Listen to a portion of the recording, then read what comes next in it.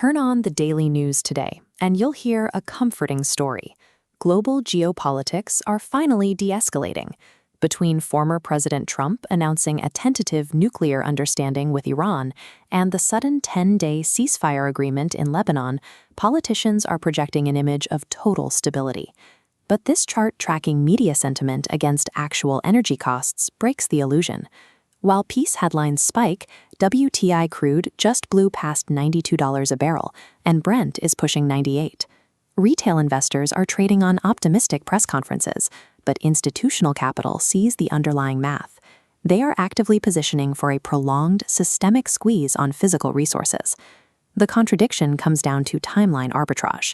Even successful Middle East peace frameworks require at least a 6-month implementation window, leaving the immediate physical market exposed. In the present, the U.S. military just quietly expanded its shipping blockade against Iran. This new perimeter heavily restricts global access to raw materials like crude oil, refined petroleum, and critical industrial metals, including steel and aluminum. At the same time, physical supply chains remain under direct fire. Overnight Russian airstrikes just heavily damaged key infrastructure across Kyiv and the vital port city of Odessa. Commodity markets operate on cold mechanics. When barrels and shipping lanes are restricted, prices rise, regardless of whatever diplomatic promises are scheduled for next year.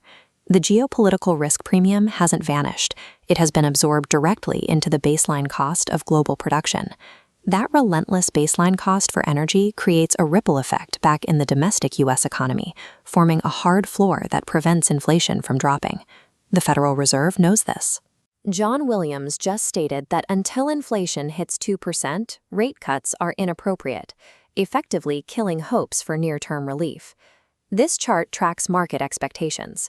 Over the past month, anticipated rate cuts for the year have collapsed to a microscopic 9 basis points.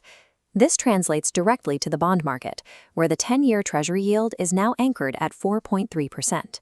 When risk-free government bonds pay out at this level, traditional safe havens suffer.